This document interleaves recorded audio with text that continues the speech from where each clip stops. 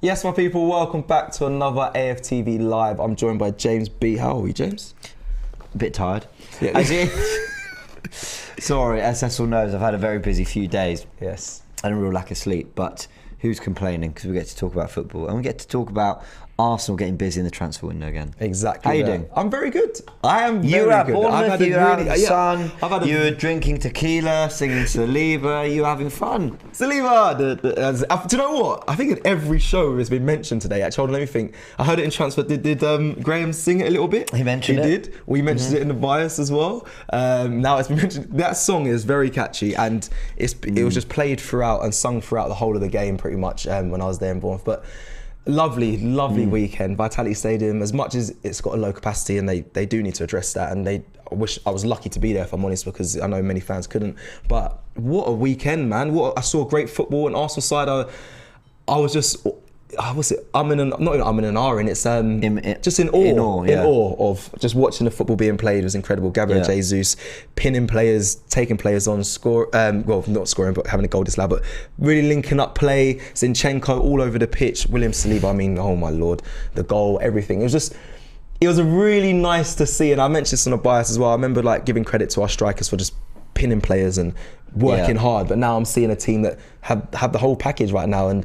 yes, it's only 3 games. We keep saying that, but enjoy it while it's here. It's so good to see. And Arsenal and Arteta, big up to them more, because it was an honour to watch. It was superb. And I met a young player, James Hill as well, who I've mentored as well. It was nice to catch up with him, and he was even just in awe of Arsenal, talking about he's a centre back, plays for Bournemouth, he's on the bench, and he was talking about Saliba. He's a year older than him, and he's just like he is so ahead for his age, and he's just like, wow, he's going to be one of the greatest in the Premier League as well. That was from a player who's playing in the Premier League as well, so that was really nice to hear from him and his thoughts on it as well. But yeah, man, it's been a really good weekend, and the other teams dropping points. Yeah. But this is it, right? So people can say it's only Bournemouth, Leicester and Palace and it's only 3 games. It's like, okay, but then have that energy for the clubs that aren't doing that well. Exactly let's not go overboard about Man United. Let's not go overboard about Chelsea. Let's not speculate too much. Newcastle, yeah, all right, 1 performance. No, that is not the way people react in this industry. It's an emotional industry. It's one that people get really passionate about. Let's put it this way. If Arsenal were I'm not even saying the complete opposite, so losing 3 games, but if Arsenal weren't doing something similar to what they are, which is winning these 3 games, maybe they draw 2 of them, maybe it's 2 wins and a defeat, I think there'd be a real sense of despair's strong. There'd be a sense of apprehension and what a missed opportunity would be for the sake of one result being slightly different. Yeah. So it's very easy to say, I'd say 3 games and it's only these teams. By the way, Palace away, don't care when you go, don't care. They're a good team. Oh, 100%. And they showed against Villa. I watched that game and they slapped Villa up, honestly. They were brilliant. I know Villa had their old moment here and there, but they got some real quality. And you look throughout the Premier League at some of the starting 11s that are going out. And you look at Bournemouth, who beat Villa on the opening day, and they're sturdy. They want to play a back 5, midfield 3. They'll be quite compact. Remember, they pushed Fulham for a lot of last season. Fulham have started brilliantly. So, they're no mugs any of these teams. So it's not just going and winning, it's doing it with a certain style, a certain elegance, a certain authority, and look, why can't we enjoy that? Exactly that, James. Because we wouldn't be relaxed if we won the 3 but we weren't particularly convincing. I think we would all be talking about it. We didn't look great though, did we? Which we do. I think we have quite a balanced opinion when it comes to when Arsenal aren't convincingly winning games like last season. Or if we had moments and we got, I don't know, a draw at Palace and then 2 wins, or a defeat at Palace and then 2 wins, we'd be going, but it's a shame.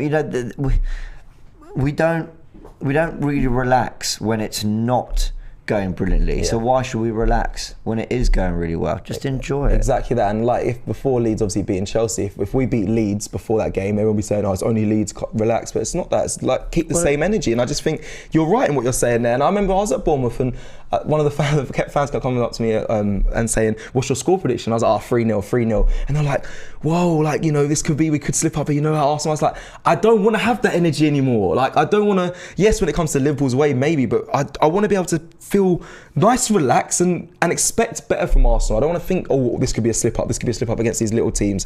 I like what I'm seeing so far, and from what I've seen, that's why I have this confidence, and may it continue. What I do take is what I do get is the, I know from what I've seen, Arsenal fans are in very light-hearted, kind of funny mood, sort of saying, Mikel Arteta's got me hoping City drop points, and that kind of thing, and that kind of thing's funny, but like it's funny and it's a good laugh, but whatever happens, you want to be winning games and you want the teams around you who could be finishing above you to drop the points. So that is just the nature of it, no matter how early it is. So we have every right to enjoy it. It is still early on. We have a semi-favourable run, but I'm telling you now, Liverpool started with Fulham away and Palace at home, and that is for me that's a much easier start than Palace away and Leicester at home. And we came out with 6 out of 6 from that, and they've come out with 2 out of 6. So nothing's a given in this league. Nothing is a given. Enjoy your wins. Just, and I was saying this to someone on Twitter actually. As fans, we're allowed to get a little bit over with the wins and a little bit under with the defeats. We're allowed to. The only team that need to be I've given away there the team, but the only people who need to come away with a sense of real what's the word? With a real post-mortem after a game, with a real analysis of what they've done and a comprehension of what they did well and what they didn't do well, is the team. They're the only ones who need to be in after Bournemouth going, yeah, really good guys, but it's only Bournemouth. We probably could have scored 5, and that second half wasn't as good as the first. They can worry about that. We can acknowledge it, but we're allowed to enjoy it. If they're there singing, then it's that's a bit too far. Well, okay, Arteta said they did in the change room. That's fine because they're gassing up Saliba. But my point is if they're going over the top and all that, then you're kind of like, listen, let's focus on. But I think I made my point. I just enjoy it. But enjoy the moments. Enjoy the moments, and hopefully, like I said, as long as it continues. Marley says, keep the positive energy, guys. I completely agree. JT says we need to stay stumbled. That is it. JC goes, no, James, we're going invincible. So there you go. We're not going to go that carried away, but definitely enjoy it. And there's, like, when we watched the All or Nothing documentary, even those little things in the Turkish with the kid and the ice cream and that, but there's the little moments, the photo in the change room, it never came out, but these are little moments in the season, just enjoy it. But I don't think we're getting too carried away. I just want expectations to be higher as well when we're going to games or away or not. Just expect more of this team, because it's definitely a better team that we're seeing out on the pitch. Well, Ollie's just given the best analysis I've heard.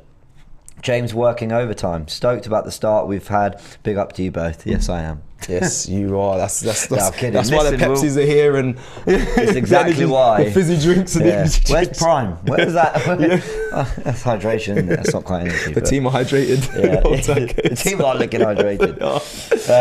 Right. I'll just take the super chat quickly. Tritania says Neto will be a game changer. Pay the amount. 50 million isn't much these days.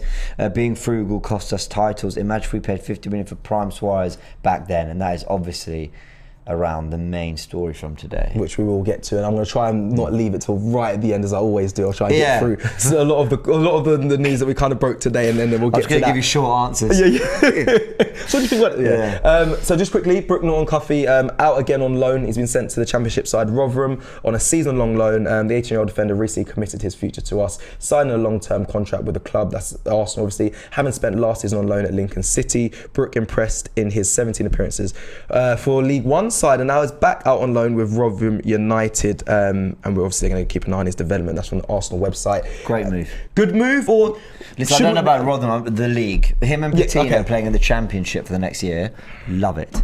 Love it. But should we have held on to him and utilised him this season, or do you think, Ben White's really sat in there and is looking comfy? Tomiyasu's going to be there. I don't know. Look, right at the moment, it looks like Ben White is going to be first choice in that position. So we got Tomiyasu and Cedric. So do you think it's definitely the right move in the sense of he was never going to really get game time this season, or just for his development, it's right to send him on loan, because you know how much he was lauded up to be.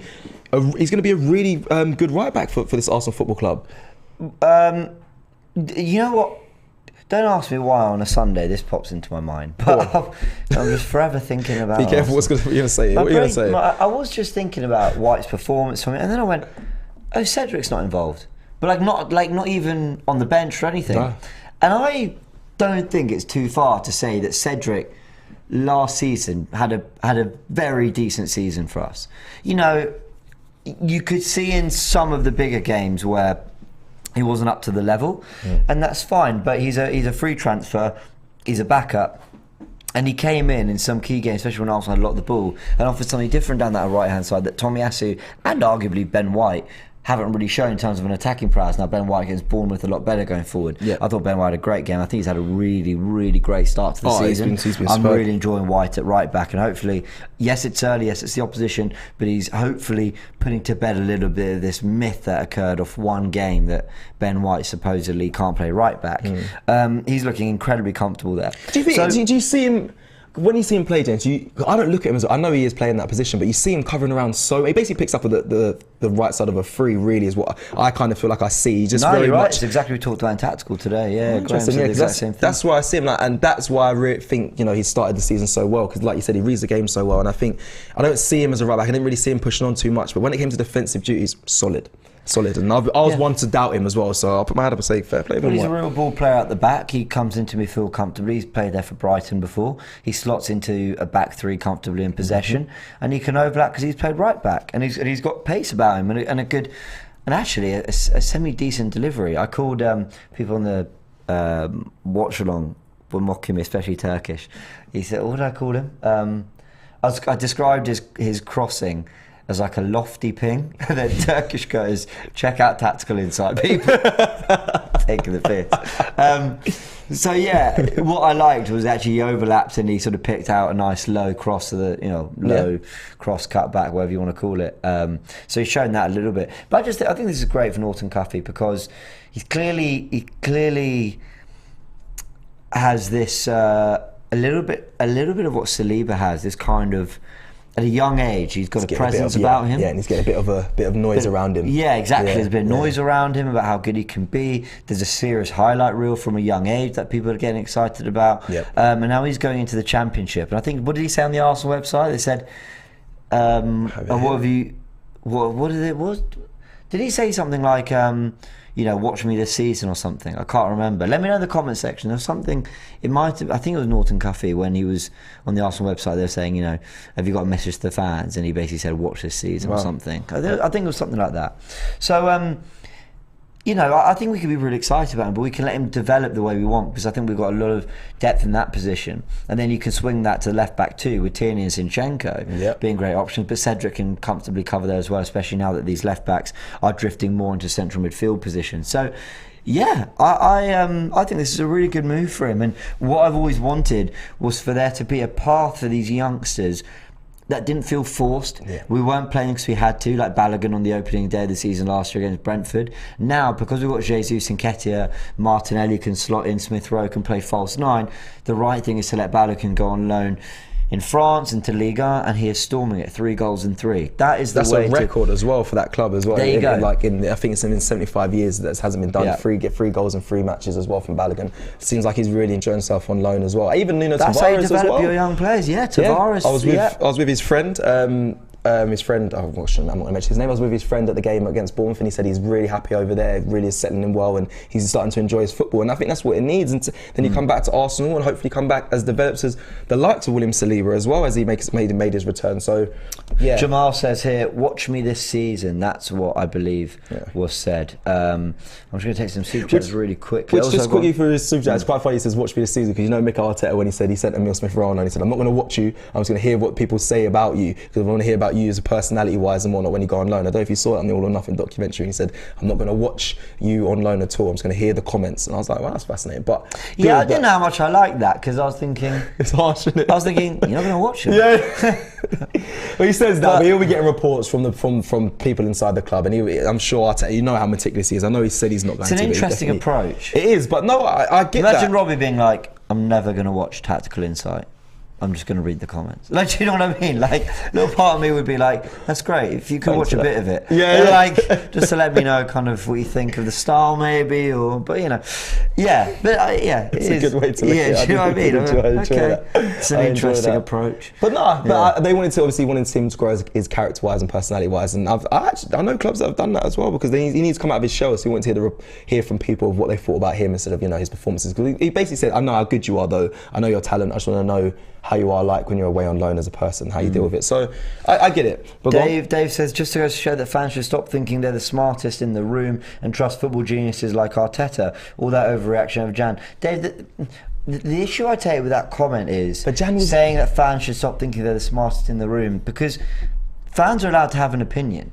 They're absolutely, and just because they might have a different opinion doesn't mean they're thinking they're the smartest in the room. It's just they don't see things the way maybe ultimately other people see it, whatever. No matter what, this is fact. Arsenal didn't reinvest and go and get in January, and they didn't get into the top four. Why? Because they had a tired, thin squad that was ultimately too young and too inexperienced. Now, if the short-term pain in that sense was to get the players we've got in, and then maybe a Neto and a Tielemans, and you're told, listen, the financials work season by season, and we've got to space out, and those players weren't available in January. This is the squad we've now got going into September, the rest of the year.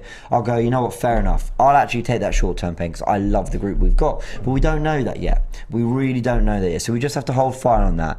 But I also agree it's worth not always going overboard and waiting to see how things play out, because, yeah, you never know. I think there was another super chat here. Was there anything you wanted to add to that? No, you're right in what you said. I think January did cost us, and as much as I think it was down to them trying to get out of Aubameyang, that's not us as certain fans say. That's not made them think they're the smartest. I mean, that's clearly what we took from. That's what I took from the documentary. But that, in my opinion, cost us that top four spot. You saw Tottenham go and invest it in January and nick it over us. So. Yeah, but again, things are good now. But we could have been in the Champions League this season. But it is what it is. Hopefully, this season we get that we get that spot. Shreth isn't happy with some of the outgoing players still waiting for their moves. He said it baffles me. Bella and Pepe and Ainsley just don't want to leave Arsenal and start afresh. Respect Torreira, lad was honest, but these lot epitomised lack of ambition. I think that's really harsh, because I think Bellerin quite clearly wants to go. I don't look at players there. Well, I mean, he wants to go. He wants his contract terminated. Like Bellerin's, he wants to go. There's also, yes, it's about football. Yes, it's about playing. Yes, it's about their happiness. But there's also always going to be a financial aspect for them. They've got to, and you can't begrudge them that. There's got to be an understanding of, I want to leave. You don't, because you don't want to play me, and the club are well in their rights to have that discussion. But how are you going to make this? Financially make sense for me as well. That is the one thing I'd say. So, but it looks like Pepe is going to be on his way. I think Bellerin will get his move to Betis, and Ainsley Maitland-Niles. Well, listen, we've got the Europa League. He might get some minutes. So, yeah. And then Alex says Chelsea lost to Leeds and Man City draw with Newcastle. But if it were Arsenal, the Man United old boys are saying the pundits and Steve on ESPN will say it's the same old Arsenal, or even call us the banter club. Alex, there might be some truth to that. If Arsenal had had that kind of start, we wouldn't be. I don't think we'd be giving them the leeway that maybe certain other clubs get. Certain other clubs have earned that leeway in being very successful with trophies, spending a lot of money, showing ambition, more recent title wins. So we've got to take our medicine as well sometimes. But also try to enjoy it, because you're right. If there's shoes on the other foot, we'll be laughed at, or they'll try and ridicule us. So that's why I say try and enjoy it. Obviously, don't go over the top. Don't be going crazy. But just enjoy these moments. We're in a good position right now. And if some of the football we're playing doesn't put a smile on your face, that's the big thing. That's it.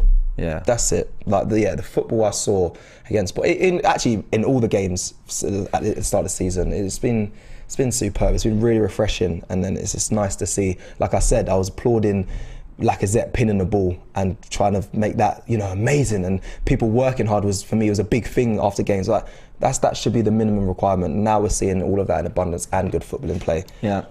Should we talk about the big news from today? I do have some super chats, but it's related to transfers, so we'll get to them in a bit. Okay, let me just because I like to get the people involved that are watching this. Let me just do this quickly. The next 5 games, I'm trying to hijack the show. No, it's fine. Let me just quickly run into this. There'll be a graphic coming on your screen just quickly of the next 5 games. I want to know how many points people expect from these next 5 games. Oh, I hate doing this. Come on, we can do this, because listen, it's actually still a favourable run. These next 5 games, you can see them there. We've got Fulham, Aston Villa, Man United away, Everton at home, and then Brentford away. Now we haven't conceded one since we've been away, and against Palace and against Bournemouth, so good clean record there. Let's hope that does continue. But how many points do people expect? Because I actually thought the banana skin, and I know a lot of people will say United is a banana skin, but Brentford, now for me is a bit of a worry. But James, what are your thoughts on those next 5? Is it 15 there, or is it United might actually click by the time we play them? Like, where are you kind of sitting at? Or do you think Brentford, like I'm feeling, Brentford could be quite of a sticky opposition? Imagine I'm looking at the screen, the comments coming. I didn't even notice that they changed the setup a bit. Yeah, we did. Yeah, looks good. Me and Joe, guys. And I contribute to that. People just great work. Well done, Seth. Thanks. Yeah, I like it. I hate doing this because I'm so enjoying just going game by game, week by week, and just loosen the shackles off a bit, bro. No, I know. Listen, let's be real. The money that's been spent at the club. Yep. And you've got to credit the Cronkies for that. The players that have been identified, you've got to credit Arteta and Edu for identifying them and bringing them in. And the position we put ourselves in. And when you look at that run, it's not unreasonable to expect that Arsenal win minimum 4 of those 5. And I think if you're realistic, there's a slip up, because you never know. United will still have potential match winners. As bad as they can be, you can never write them off. Yep. Brentford look a proper side. And you just can't write off. Look at Palace the other day at Liverpool. Okay, I think Palace will naturally cause you more problems than a Fulham, Villa or Everton personally. But Fulham of quality, Mitrovic at the back post, what a problem he has been already in the Premier League. And look at who the players they're able to bring in. Sporting Lisbon starting central midfielder, João Palhinha, boom, slots into a Premier League midfield of a team that's expected largely by most to go down. They look fantastic. It's true. I'm going to let you carry on. Let's get a poll just in the chat of just how many points people expect, and then you guys let us know. We'll carry on talking, then we'll go to the main news. Villa, Coutinho, Buendia, they've got Bailey. Listen, Gerrard's having problems there, but the players. You just don't. I just don't think you can rule out. Let the shackles off, James. I would think it'd be really disappointing if Arsenal get less than one of two 12? things. One of two things. Bare minimum. If they draw the 2 away games, but they win the 3 home, right? That's a little under, I think, what's expected, but I don't think it's the end of the world. Of course. You'd still be talking about the first 8 games unbeaten. Yep. And what would that be? 6 wins, 2 draws. Hardly a disaster. Hardly a disaster. Or if there is to be a bad day in there, then it's got to be with 4 wins. I think if Arsenal are coming out with 3 wins, a draw and a defeat, with the form we're in, we'll be gutted. That'd be a little bit of a shame, because there's far tougher to come in far more stressful succession. Yeah, October is it's the month of death. So I don't think you want to be flirting with the idea of that inconsistency that riddled a little bit of last season at times. So and we all know that when Arsenal last season had 1 bad result, it could snowball into 2 defeats on the bounce or 3 defeats on the bounce. Arsenal, I think, want to be able to show a little bit of steel and momentum. If you're having a shocker at Old Trafford, all right, come out with a point and get out of there. Yeah. If you're having a shocker at Brentford, whatever, they're all over you, they're pressing you, they're great. Thomas Frank's done a great job there. Or you escape with a point or whatever. Or 3, you get a tight win with it's just a 1-0. This is me being pessimistic and reining in, and maybe I shouldn't, because the way Arsenal have played, there is no reason you shouldn't expect 5 from 5 and have that expectation. I'm just trying to be. Look, we're all head in the clouds, loving it at the moment, and that's great. But I'm just saying, I'm talking about what would be kind of just above concerning. Yeah, that's what I'm going for. Which I think that is a smart way to look at it. Very much so. I mean, even me, with how I am, I wouldn't expect 15 out of 50. I expect it, but I don't think that could happen. Like, there's always maybe it's just the trauma of Arsenal. You assume there's going to be a slip up somewhere. I love the poll says 3 to 6 points minimum. So there's the assumption that we're winning at least 1 game. Well, we should. Come on. I mean, come on. If we can't be losing all the games. But yeah, no, I think you're right. For at least you got to win 4 out of 5 there. You shouldn't be drop. You should. If you lose 1, then all you can really accept is no. There have to be wins. Really, there have to be wins. Or an unbeaten run with there's some draws in there. But for me, that's a favourable run. And like we just mentioned there, October is disastrous for Arsenal. So when it comes to on paper the team, so we have to be sharp in these next 5 games and make sure we get those points and those points over the line. Right, we can go to the main news. So I know you didn't want to touch. I don't know if you want to talk about the super chats or if you want to go straight to the main news. Let's fire through some super chats because they're all going to filter into the main news, and they are gathering. So big up to everyone. Nearly 5k live. Make sure you're smashing the like button if you are enjoying this stream. If you're not, then I don't know why you would hit the like button. But you don't do it as a favour to us. And subscribe to the channel if you haven't yet, because then you get all our updates. And hit the notification bell. But there you go. Just do all that. Just all those things. All those and that'd be great. Well, that's it. Buy the merch. No, but if you do like the merch, links in the description. They're full of James on his channel, and also full of James. We do have some great merch. Can I just say, you see me actually wearing the merch most is quality. days now. The merch is it's quality. actually quality. Especially because there are times where I want to rep Arsenal, but I don't always want to be in a football kit or a football shirt or a training top or whatever. So go check it out. And do you know what the nicest feeling is? Sorry, I know we keep going off on tangents, but the nicest feeling is like today. You see a load of Arsenal fans in their Arsenal kits and stuff like that. Like, I remember when I was going through this time last season, 3 defeats. I didn't see anyone out on the streets wearing anything Arsenal. Feels like the fans were hiding. But now I got on the train today. I saw like 4 people with Arsenal tops, and I was like, yes, this is. I love this. This is what I love to see. So people are enjoying it, man. So Gearshift says Neto, Tielemans, and Douglas Luiz, in my opinion, perfect for depth. That'd be unbelievable.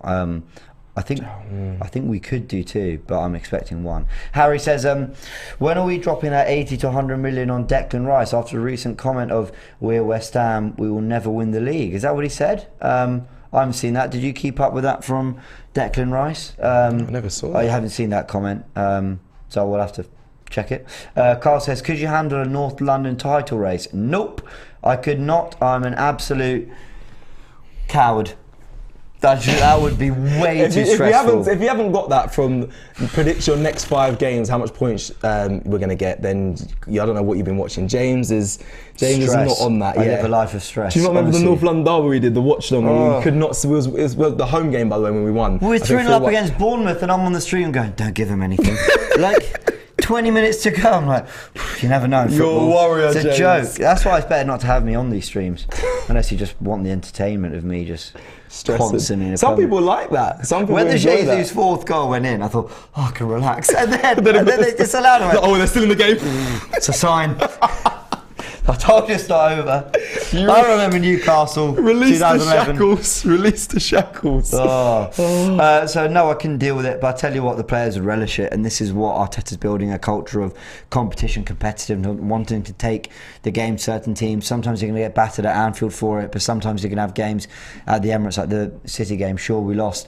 But that performance translated to 3-1 win against Spurs at home, translated to a good performance against Liverpool. He's building a team that want to go toe-to-toe and want to relish these big occasions. So I'm gonna be honest, I wouldn't enjoy a North London North London title race derby. That would here, and the effects of everything we get, how we feel.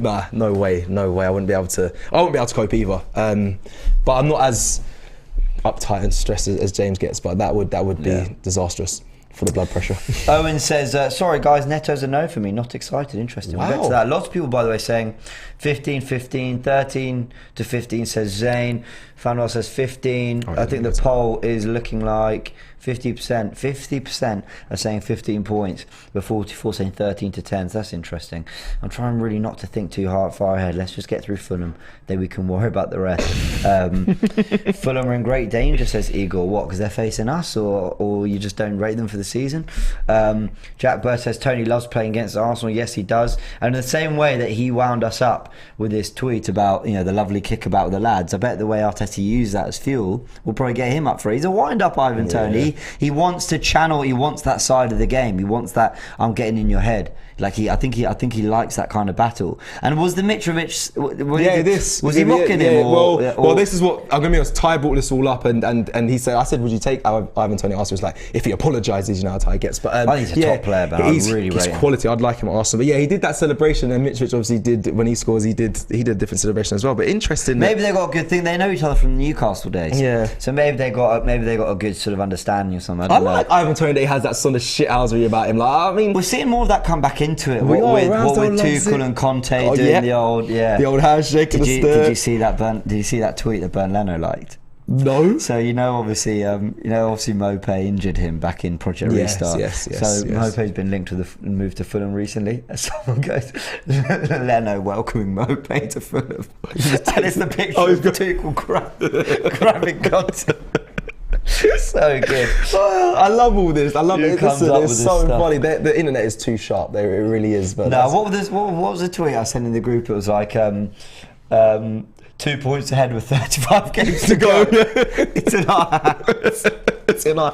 Listen, we're going to get to that. People are having fun. We are going to get to that on the show of like the things that I know they did it on DR. So big up DR Sports for it. But the most what is it? Sentences basically said in sport, in football, like the ones that are, the overused. In our hands has definitely got to be one of them. Trust the process and all that. But we should definitely do that. Go through some that are just they're so tiresome. But anyway, it's true. Sarah says, is Turkish saying, "How's it going, people?" getting funnier and funnier, or has it simply stayed at a consistent level of funny? Do you want to take that one? I love it. I mean, if you ever see, sometimes you might watch content of me and us three on the show together, or if it's just me and Turkish and he says it. I love it. I don't think it's getting consistently funny. I think I've just got to a point now where it is funny every time. It's the same with Robbie's death stare. Yeah. It's iconic. It's funny. Yeah.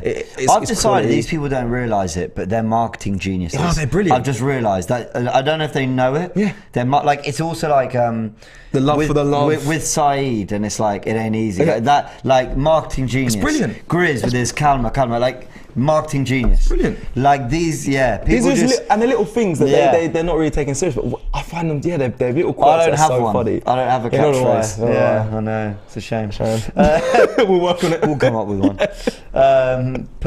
Push Parga says, Arteta obviously knows better, but do you really think a winger is a priority now for the club when a quality number 9 may be a necessity in case Jesus is injured? Food for thought. By the way, 13 points from that. So from the poll. Yep. We're going to go into it. We're going to answer all that. Thank you so much for the super chat and all the comments that have been coming in. Anything but a win is unacceptable with this squad, says the Lodge keeper. Owen says, James, I agree. We tend to get ahead of ourselves when times are good. Just take it game by game and move in silence. Another thing that Turks has said again. I got tweeted that as well. Did you? Yeah, because I was laughing at City, and then Dave Jordan's coming for Turkish. Turkish will scream season over if we draw to Everton. Could ask him tomorrow on the show. Yeah, I was going to say, when he's here. Vinod says, let's enjoy game by game. We can look back after October's fixture and see how far we are from top 4 expectations. Exactly. Red Square says 10 points. No defeats would be ideal. Get Edison into our... if we get 10 points out of 15, then we've lost somewhere. So 10 points, no defeats. So 11 points would be 3 wins and 2 draws. Which I don't think is the end of the world. But it's, it would be probably a little under what we think this Arsenal team are capable of. Get Edison into our midfielder, we might win the league. Thank you for watching Forever Arsenal. Check out the next episode coming in the next coming days. What about Mendy? You want Mendy in the midfield after that howler? Absolutely not. Rizwan says, some parts of me feels like Arsenal are letting the Thielen rumours go rampant so they can move secretly in the market. Assassins in this window. Yeah, I think they are definitely learning how to play the transfer window. I definitely think that is a part of what clubs are doing now, like working the media in certain ways and making sure that they know what's getting out at certain times. And then there are other journalists who are, and lots of them, who have their sources and are bringing us fantastic news. I think that's where the Neto thing's interesting. Is this a story that Arsenal are happy to start making its way into the media, or is it a brilliant scoop? And I'm not taking anything away from anyone here, by the way. I've got so much respect for all the journalists who bring us this info, but it just changes the dynamic of how plausible you think the deal is. So like the Rafinha one, for example, I think it was a great scoop. Someone found out Arsenal were potentially interested, and it kind of spiraled from there. I don't think Arsenal actually wanted that to be perhaps as public as it was. Well, you can kind of see things like the Fabio Vieira deal came out of nowhere, so some things get done under the radar and fair play, and I like it. I'm just happy with Arsenal getting things done early in this window, and there's not really any room for excuses because the players have been able to bed in, really fit into this Arsenal side, enjoy the football. You see Gabriel Jesus as soon as he came, he's been playing, and I think that's benefited him loads. I think the pre-season run, and the noise and the buzz he created from that is excelled him and his confidence into the start of the season so much. So it's nice, it's good. But these in the knows, I mean, I don't pay attention to all that. I know that's more you game, all the ITKs and all that. But hey, listen, as long I just wait till things get done and things look like they're extremely close, then we can start retaking things serious. JC says they won the battle, we'll win the war. Julian, that's a quote from him. That is from him. Yes, that is from him. Which I actually prompted him. Actually, I remember doing that fan cam with him, and he was like, "Yes, that's exactly what I mean." I think they won the war in the end, though. I think it was after the Tottenham, when Tottenham beat I'm going to call for the full spot. The development of our individual processes and journeys a war rather than just getting top 4. So like Mikel Arteta said in All or Nothing, what's more important, the journey or the destination? Yeah, it turns out neither. What did he say in the match? What did he say? What was the answer?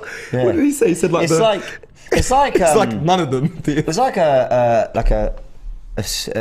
flight. Was it called flight attendant? Come up to you and being like, "Would you like the chicken or the beef?" Chicken. So it's the pork, man. You know what I mean? It's literally what? Like that wasn't even an option. Like, it's just maybe he's a genius. Yeah, mate, you feel stupid, don't you? Maybe he's listen, Mikel, maybe he's just a genius. Maybe we're the idiots. Yeah, I'm sure. Listen, I'm sure. I think that's he did make me laugh because I would have been feeling proper mugged off if he said that to me. Yeah. And I'm thinking, I'm going, wow, the journey, that's all about doing it together, but the destination is what we're working towards. He goes, the company. I'll be like, that's it, the company. You're taking the piss. It wasn't even an option. Are you joking? What? You failed this test with an answer that wasn't even one. If he started asking me, where do you think Ben White, you playing right back or centre back? I'll just go up front. Just you're keeping me guessing, aren't you, Mikel? Let's see. I don't know. Anyway, all right, we are so off topic. Let's talk about Neto.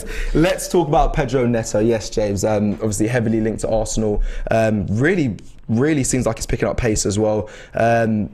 We can talk about this There's a load of updates. Shall I go through them really quickly? You go through them, and I'm going to give some. I see the notifications. I've got notifications. I've got the clients of Mendes as well. Yeah. So we're going to go through. But yeah, we'll have a good conversation around it. And if people are happy with it as well, let us know. Let's put a poll in. Apologies, getting too excited as always. Put a poll in the chat. Would you be happy with Pedro Neto? Yes or no? Should he be priority, really? That's what I'm asking there, over the midfielder. Because for me, I would love to see Pedro Neto sign Arsenal. I feel like he fits the profile of this football club, and there's loads more to it. He's a dynamic player and versatile, can play across the front three. Doesn't have to just play out on the right. But we'll get into it. James, give me the updates of what's going on, and let's discuss it. Right. So it's coming out from a lot of journalists now. Sam Dean. It's actually Sam J. Dean. That's his at. Billie Jean. So it's Sam Dean at the Telegraph. We've got Gary Jacob, Time Sport. We know David Ornstein broke the news. I was up very early this morning, as I mentioned, and throughout everything I was doing, suddenly it just pops through at what ungodly hour. Thanks, David, for the very early updates. And listen, the story is being everyone's making the same point. Arsenal want Neto. They're a real target. They're actually discussing it. The conversation we're going on with Mendes for a while. But it's not an easy deal to do. It's going to be expensive. Now, I'm going to just stop everyone right there. I don't care that it's expensive. It's going to be difficult. Of course it is. Yeah. I didn't when I saw we were in for Neto, I didn't go, oh, but it's expensive. Oh, no. Obviously. Yeah. This is what... When Arsenal say they want to, they only want to bring in quality, top quality, firepower, players that make a difference, and that's what we want as fans. Don't be put off by the thought that there could be a particularly difficult deal to do here. This is going to be a tricky one. This is where I take some comfort, and I mentioned it in my Transfer Daily debut. Have a little look. That was fun, by the way. Thank you very much. Just a little. Thank you. And by the way, I picked up production for this and for the new chairs on Tactical Insight, but they cut out my Don Robbie death stare. Yeah, I know, that was a shame. I started the show like this. Hi, welcome back. But they cut it. Yeah. Which I did suggest. I don't know why they don't do it on actual Robbie's Transfer Dailies, but now it's such a thing. No, the beauty about Robbie is it's unintentional. Yeah, but they clearly can cut it out though. If they when it goes through, they could cut it out, but they don't. I think he uploads it directly. Oh, interesting. Well, that means he must love the Death Star. He must know about it. No, I don't think he knows. Until someone made an account and said Don Robbie's Death Stare. Yeah. Even then, I think he was like, why? But anyway. So I did do my best death stare. It's nothing like the Dons. I mean, that's terrifying. You don't want him to look at you like that. But yeah, serious. But what was I saying? I mentioned it today. They've been talking for over a month. So you've got to start applying from that point some common sense. Forget all the details around it. Just say, well, Arsenal talking to his agent. Edu seems to have already built somewhat relations with the Fabio Vieira deal. Yep. We're talking to a guy who has real influence at Wolverhampton Wanderers, who has brought them big clients like Mateus Nunes and Gonçalo Guedes at the club. I know we're going to go through the rest of them. There's loads of them. I think Arsenal are in a position where they've been given some degree of hope. I think the spending that Wolves have been doing recently might mean that there might need to be some sort of high-profile exit. I think you can definitely ask questions around financial fair play from both clubs' perspectives, from Arsenal's as well. You can definitely ask questions. Not that we know anything, not that my brain's ticking from a financial perspective and going, "Oh, we're close." I don't know. I don't even know what financial fair play even does anymore these days. When I see some of the money being spent, but I think the point is, Arsenal clearly have a degree of hope in this. Clearly. And I think he's a really good player for us to target. I think he absolutely fits the mould. I think he's an Arteta player to a T. I think he's got tremendous potential. I always, and I don't take any of this back, I always give players like Hector Bellerin and Rob Holding I cut them a lot of slack for their knee injuries and how it's kind of maybe affected their performances since their return. And if I'm not wrong, let me know in the chat. I think he also had an ACL injury. Pedro Neto was out a good 8-9 months plus. I'll actually double check that. But he doesn't look like he's lost anything for it. He's looking very, very sharp. So, he's clearly bounced back well from that, and a lot of players struggle with that, so credit to him. I'm not taking away from the players who don't necessarily get back to their best. So I think there's a lot to love about this guy. I really do. Yeah, listen, with Pedro Neto, listen, when it comes to transfers, I gauge off what really feels like suits the club, the ethos, if a player fits that profile. And from what we've seen so far of Arsenal, whether that's from what you know from speaking to players or agents, or that sometimes I have the privilege of being able to do that, or just what you've seen on things like documentaries, I really gauge a sense of what works at Arsenal Football Club. Like when we was linked to Rafinha, I remember I was very early on saying it's not going to happen. It's not going to happen, and kind of a theme just because it didn't seem like he fit the profile, and that fell through. Lisandro Martinez as well, I'll be honest, never really believed in that as well, never really believed that was going to happen. But with this one, and the only way I don't think this will go over the line is because, well, the Tielemans link as well, it seems like they're waiting out to see if they can drive the price down for Tielemans. I don't really know if that's 100% true, but that's what I feel like they're doing. If they're going to do that with Pedro Neto, then that might falter the deal being done. But the player profile seems spot on. Yeah, it does. Yeah, it really does for Arsenal Football Club, Pedro Neto, and the ability he has. He's still young. Like I said, he's very versatile, can play across the three. Strong as well, fast, powerful, and he's skillful. And he embellishes everything that this Arsenal side has got. He seems like a very level-headed player as well, with a good mentality. He doesn't seem too, egotistical and whatnot. It feels like he'll slot in and be part of this process and without any qualms. And for me, when I saw the links and I saw how much it's moved on throughout the day, I feel confident this one might get done, and I'll be happy. I'd really be happy to see it, because I think we need more attacking power. Yes, Tielemans we can discuss, but I've always had my doubts about not whether it will be done, but whether he's really the player that Arsenal need. I believe we do need strength in that position, but for me, I don't know if he's the exact player. So this one I do. I don't think we need to add anything to the Tielemans discussion today, because it's been done to dragged, death, and also we really need a significant update now before we start rediscussing that again. But where we've put in the title of this show, Transfer Madness, and I make no apologies for that, because it really has been, from the Pedro Neto stuff, and we're going to go into that a little bit more detail, and maybe more reasons to kind of fuel the fire for people. They brought in Guedes as well. Adama Traore's back from loan. They then Chang. I've got his name wrong. Wang? I know. I really like him, by the way. He's looked really good the other day. He's been on superb and on fire. I really like him. I think it's Wang. I'm sure it's Wang. Yeah, it's Wang. Yeah. While James looks at that, now I'm going to quickly just read through. We're going to get back to it straight away. Is George Mendes' clients? Okay, now I'm not going to go through all of them because I'll sound like Ty's fan cam at the beginning when he thanks everyone. It'll be so long, but there's some of the names. He Chan Huang. Sorry, yeah. Yeah, it was Wang. I thought so. Yeah, but, he looked great the other day, by the way, against Spurs. Well, the bits I caught anyway. Yeah, I just think. Sorry to interrupt you. I just think they confirmed him as a permanent signing this summer, and I just have this feeling that there might be a little bit of a pressure. Listen, if you can do a deal that makes sense, brings in some good income, maybe losing one player over sort of culling your squad depth is a good way to do it. Just quickly, do you think the departure of Pepe is key for the Pedro Neto deal to happen or not? Say one more time. Pepe to leave. Is that key for this deal to happen? Do you think? I do, which is why we're going to talk about it in a bit. Okay. It's very important. Yeah. Okay, and also just quickly for you guys that listen as well and watching on more time. So George Mendes also represents Fabio Vieira, and sometimes agents also want to protect the players that they have. So I thought there was going to be a case of obviously Fabio Vieira is not going to be playing out there on the right, but obviously he did it in the under-21s.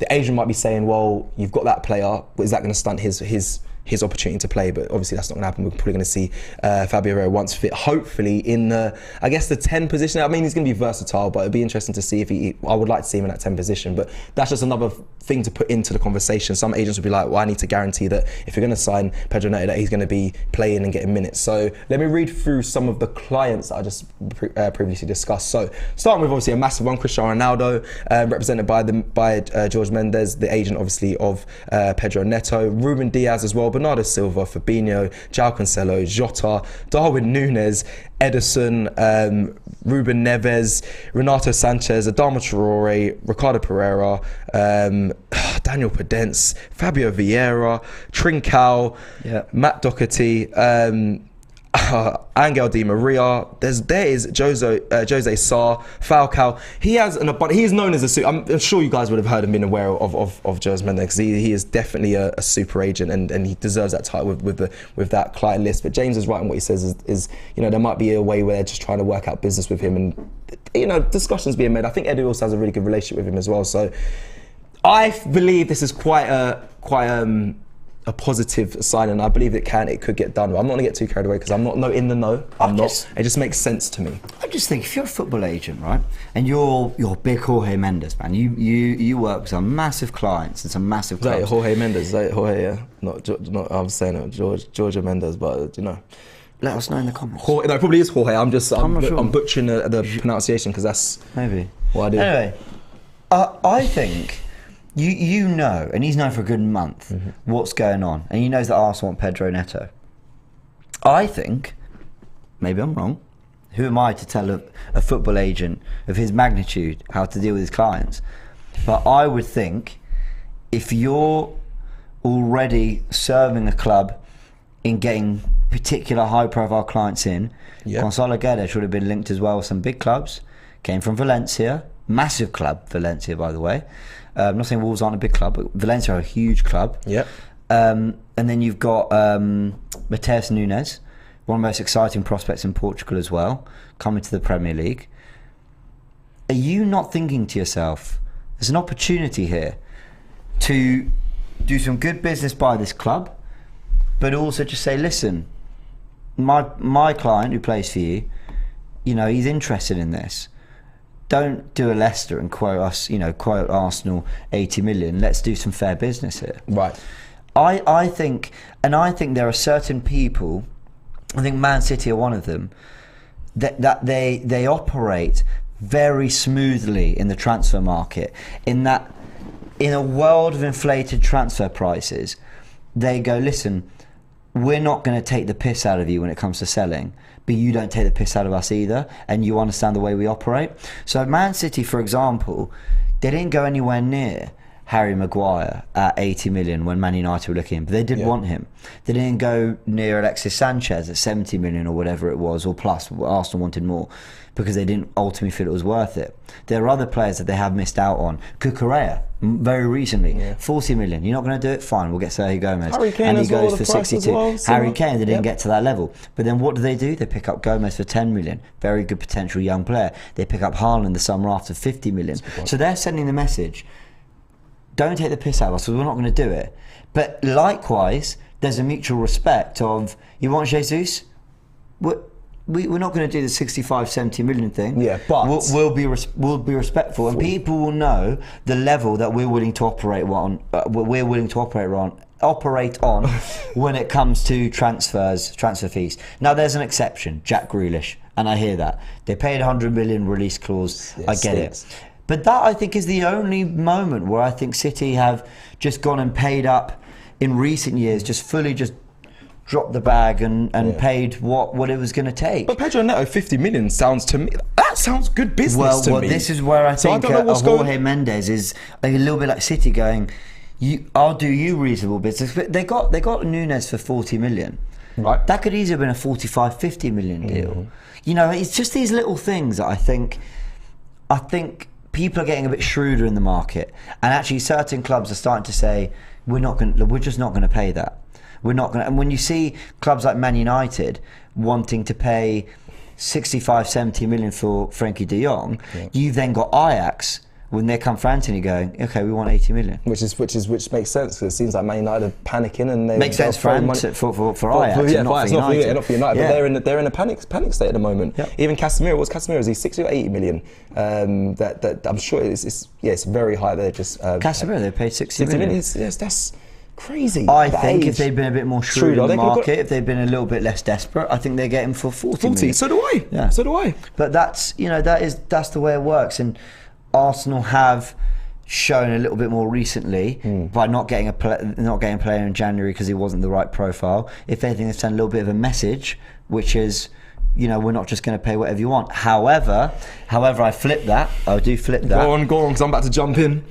On the sales side, this is where Arsenal have been really poor. Terrible. They have set a trend of we'll terminate contracts, we'll let players go for little, we'll agree to loans with silly 7 million options here and there, and that's why they're still getting ripped off in the sellers market.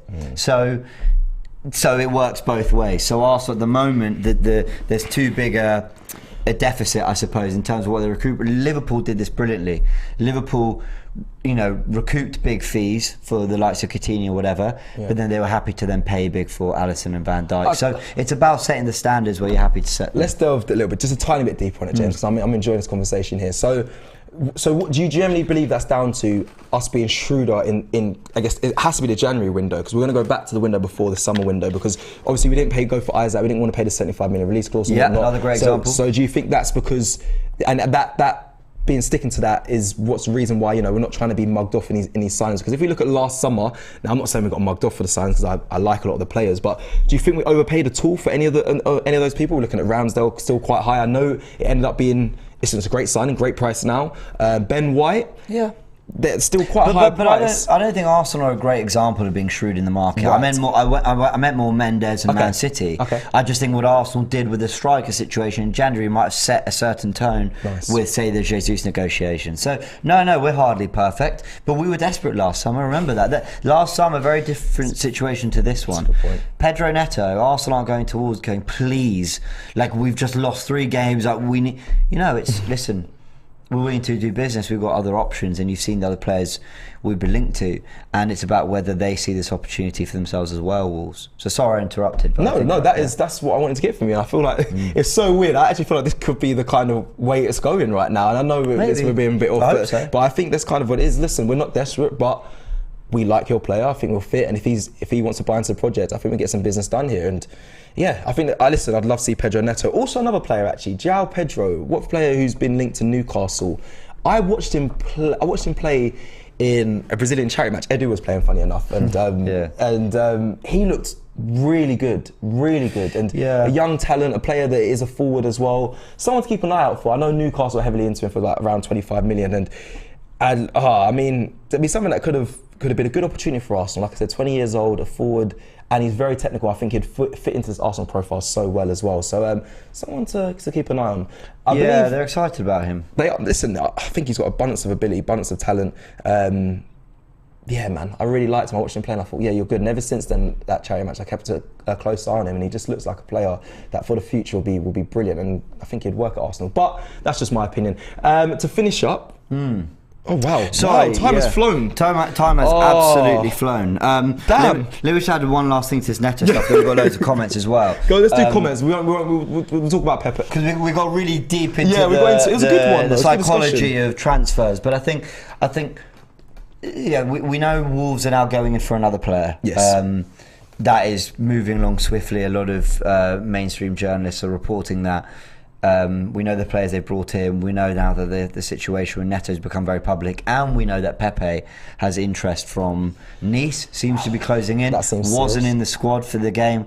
Listen, that's a big risk to not bring a player who can kind of win you a game out of nothing if things aren't going right. So clearly that's quite advanced. But apparently, according to rumours, out in France, I believe, Leicester could be in for him as well. Yeah, the boot room have also done a story about Leicester as well, being interested as well in Pepe, which I'm going to be honest, that took me by surprise. That came out of nowhere from me. I know you mentioned it before off camera, and then I've looked into it. I think it'll be a good move for him, personally. For Arsenal, I don't know. I don't know, but for him as a person and a player, I think being in the Premier League still, and I think the Leicester side, I think it'd be a good mood for him. But just with Leicester, I don't really know what they're doing. They haven't really made any signs. They're not letting anyone go. They're holding on. So I don't know how strong that link is. I know you mentioned, I don't know how strong that the source is and whatnot. And like I said, the boot room spoke about, you said there's a source in France. But it'd be interesting. I think Nice does seem like the more reliable, the more realistic source, and probably what will happen. And I think a big part of that, like you said there, I forgot to even mention that he wasn't in the squad, against Bournemouth, and that's a big sign. And you've seen a lot of these players not train or not be in squads when they want to move or go to other clubs. So we can have a discussion about player power and whatnot. That could bring up a whole other topic. But I think that is a big part of what we might see with Nicolas Pepe on a departure soon. Yeah, I think he's off. And listen, let me give you some great news about all this. This is an absolute fact. There's not long left of the window, so we don't have to stew on this for 2-3 weeks. So we did Rafinha, Zinchenko, Willy won't we, Jesus. Really, it was a couple months, but actually Arsenal did well to get that done as early as they did. We don't have to sit and guess for ages. This will move along. We will be getting updates. We'll be getting news on this pretty regularly over the next week and a bit. Because what's the window? Next Wednesday it shuts? Next Thursday? Is it the 1st of September or it's the 30th? Thursday, yes. It's the Thursday. Is that the 31st? No, 31st Arsenal play Villa. So then the 1st is the Thursday. So if that's the day it shuts, I believe it's Thursday. So within 10 days this all needs to get wrapped up. Do you believe Arsenal can do it? Well, Neto. And and Pepe off to Pepe will go. I'm pretty confident about that. It's lining up. Neto on 50-50. It's lining up for an end of window, last minute. Yeah. Arsenal's just done this deal with it feels like that. It feels like that. I think this might be it. The Pedro Neto. Hopefully, if Pepe gets moved on, I think you might see at a deadline day that deal done, and hopefully it does. I think Arsenal will get one in. I feel pretty confident Arsenal will do one more deal of a player we're genuinely quite excited about. But if they do one the size of Neto, in terms of 50 million price tag, if they do two players, that would be a shock. So we'll see. We will see. Should we end the show with just addressing all the comments that came in that I wasn't able to address earlier? What have we got? Dawit says, I love you Arsenal, keep winning, love from Ethiopia, big up Dawit. We've got JC saying James is already stressing for the Fulham game. Yeah, absolutely spot on. SS says, what about Alexander Mitrovic to Arsenal? Yeah, really like him. Really like him, Mitrovic. But I don't know, I don't think we'll go for him, but I like players that... He's proven the doubters wrong. They can be a handful. They can drop a 2 out of 10 and they can be a handful. Whether that's because they've got supreme pace, whether that's because they're really strong in the air. There's always Olivier Giroud. I'll confess now, I loved his commitment, but I wasn't enamoured with Giroud and his kind of what he gave Arsenal. Yeah. But you always felt there was a chance. You always had a chance with Giroud because he often didn't need a lot sometimes to score. And maybe you look at what Jesus did with that chance the other day when Odegaard's first goal, plucks out the sky, spins, wriggles through a few players, we're in. Didn't need a lot, and he made something happen. So I love players that can do something out of very little. Mitrovic, I just question if he can sustain it for a full season. Now, he might prove me wrong this season, and he's proven a lot of doubt was wrong, but to sustain it in the Premier League for 38 games is what I question. But anyway. Yeah. And big up Kareem says, Kareem, I don't know, I wasn't on the last full-time show. We haven't seen Kareem's videos on full-time for a while, so do get them in, Kareem. Hope you're well. He says, James did a great job on Transfer Daily. Give the guy the credit he deserves. Thank you, Kareem. But I did just want to wish you well. Hope you're all good. What else have we got? Let's go into the next. So I've been screenshotting. I was going to say, how you see it? Jason says, Gakpo's linked with United, so they will pay him 300k a week. As they are stupid, he would have been cheaper. Listen, I don't know what's going on with Gakpo, but I do think he's going to get a move to the Premier League. David says, Leno will let us score on the weekend. I highly doubt that. I think he's going to be wanting the performance. Like Martinez did when he first played against him, when he went after his move, he was very good. So let's hope we do get the job done. Let's hope. Yeah. Rizwan says, some part of me feels like Arsenal are letting the Tiedemann. Oh, I read that. Sorry, the one about the Tiedemann rumours. JSX says lead judges. Quote, ultimately, favourite AFTV catchphrase. It's true, he always drops the ultimately. He also does the he does loads in fans. There's the I'm gonna say this now. There's that I'm one. gonna say this now. Yeah, he does that. He's done it again. Yeah, that's another one. He's got a lot of people have there. JSX says, big fan from Australia. I stayed up until 5 a.m. to watch the games every week and AFTV after the match. Wow, thank you so much for your support and your commitment to the Arsenal. That honestly, fans from all around the world, it matters. It matters to the players. You can see how much it touched them just seeing the away fans. They see all the support online as well. It's big, so thank you. Let me just get those poll results in as well. How many points will Arsenal get in the next 5 games? 50% of you, 2.2k votes. So 1.1 said 15 points out of 15. So wow, imagine that. Wow. Rizwan with another super chat says, best catchphrase, it's time to go. Rest in peace, Claude. Legend. That was a and that was everyone loved that moment as well. He just, I don't know, he just didn't. I was never fortunate enough to meet him. I'm really disappointed I never got to. Legend. But man. often his fan cams just embodied what so many people were just feeling as well. So it's time to go. Yeah, that is Claude, man. That's a great one. Landon says, get someone who can play striker and winger, versatile, and a number 6/8. That could be what we're looking to do, Landon. Wait, so play striker, winger, number 6 and 8. That's no, 2 players. Oh, I was gonna say. We need a sort of right back, left wing, substitute, throwing coach, goalkeeper. Throwing coach, goalkeeper. Just a few. Just as long as we can do a few of those things. I have a theory, by the way. I think I saw your tweet. You see my tweet? Yeah. I have a theory. I actually have a theory. Yeah, the yellow card. I don't know if I mean this or if I'm joking. I don't know yet. I haven't decided whether I actually mean this. You know how Liverpool have a throwing coach? Of course. I think Man City, and everyone's like, what? Throwing coach? What's that? Yeah. I actually think Man City have someone that I'm calling a yellow card analyst. No, but Rodri, I'm sorry, outrageous how he didn't get. Bro, yellow card, even just general free kicks. He was getting away with absolute murder. Last season, he had the 7th most yellow cards from midfield, but the 24th most fouls from midfield. I'm so glad you back things up, because I'm seeing. Yeah, well, even if you're roundabouts, you watch the game, you think, I don't know how this guy is not being pulled up for all these challenges, but honestly, I have a theory. They got someone who is analysing refereeing behaviours, mannerisms, patterns, and what they book, what they don't. Listen, you got these resources. Why wouldn't you? I'm laughing, but if it keeps you an extra player on the pitch once a game, that couple points. They won the title by a point. That might be the difference. Your yellow card analyst might be the one who wins you the title. Big up James Assessor from Malaysia says, big up. Wackest Impulsive. Spending 60 million upwards on Neto, probably not a good idea. Might as well look into Sane. 15 out of 15, by the way, if we're serious. What else have we got here? Mohammed says, Neto can be a backup for Jesus as well. He can play centre forward. I've never seen him there, but he can definitely play central in like that kind of 10 space maybe.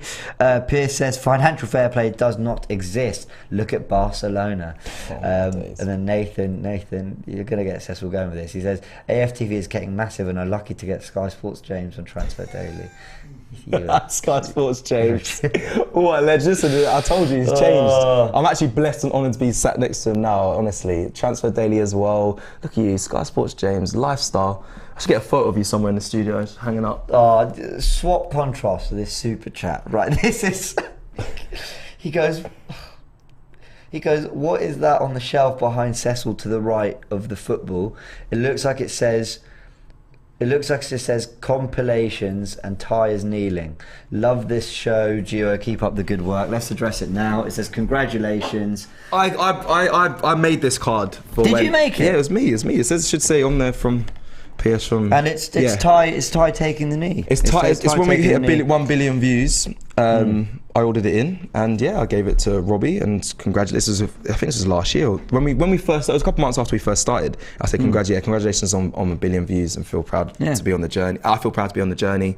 And the team, big up the team. Here's your card, Ty, because you kept saying where's the card. So here's your card. That's what it is. Ty's in the building. He's actually with us now. Would you like a guest appearance from Ty very quickly? Come on, Ty. Come say hi to everyone. Come on. Come say hi. We got. He had a show to film at 12, so he decided to stay till 6. Come on, say hi. The show was actually at 1, but that's the only time I'm going to correct James ever, I suppose. That's the only thing he's got wrong. He doesn't get anything wrong. Thank you very much. Hello everyone. Hello, all right. Jihad, just with a super chat, he says, the smile on Saliba's face after his goal speaks volumes about the club. Thoughts on hijacking the Christian Pulisic loan? Just quickly on the Saliba's face. When the players remember when the game finished and they come over and were singing, Saliba, he's what you're saying. Very happy. So happy. He was beaming. And they're all bantering him. You see the players push up. It was a good moment, man. It was a good moment. Jonathan says, we don't need Yuri Tielemans. He's a number 8. We need competition for Partey, he says. Listen, I wouldn't turn down Yuri Tielemans, that's for sure. No, me neither. Abdullah says, road to 15 out of 15 points continues. Let's finish the month with Neto, Tielemans and go to Old Trafford top of the table and manage the morale #statement. Can't disagree. I like that super chat. Fantastic. I like that super chat. I think that's a good one to end on as well. We've got one more, sorry. Kobe Sparks says, I'm sorry, nothing special about Neto, no end product.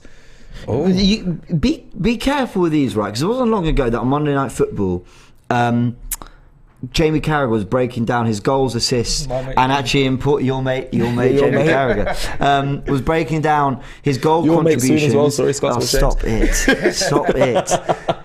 Wasn't long ago he was breaking down his goals and assists and his contributions, comparing them to Foden and Saka, and we know how highly they're rated, not just in this country, around the world.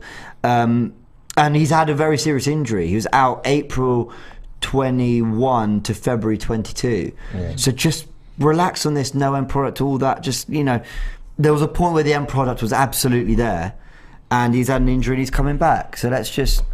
It might not be perfect, but we're not looking for a 20 goal a season goal scoring demon. We're looking for someone who can be creative, who can threaten teams, and he's playing for a side that notoriously threw at the back a little bit more defensive. I know that they're growing out of that now, Wolves, and they had a good season last year, but just context is key. Yeah, and ultimately I said that about many players on our side. Martin Odegaard, I wanted more goals from more, and the product goes and scores 2. Martinelli, same thing. I need to score goals. He starts scoring goals. We're spreading goals across the whole team of Arsenal Football Club. So there is, if he doesn't have any product, listen, we have that in abundance on our side currently. So and like you said there, I think he does anyway. Let me just point you guys in the direction of another video very quickly. Dr. Raj Pabrai has actually been on the channel, and he gave me a great insight into how these long-term knee injuries can affect players. We talked about Bellerin, we talked about injuries and all that, and how it affected the end of Arsenal's season. He's just posted a video on his own channel. Go check it out. It's at 3CB Performance, and he's tweeted, Arsenal linked to Wolves star winger Pedro Neto, who's coming off a significant knee injury. How concerning is it? I explain the short, medium, long-term risks,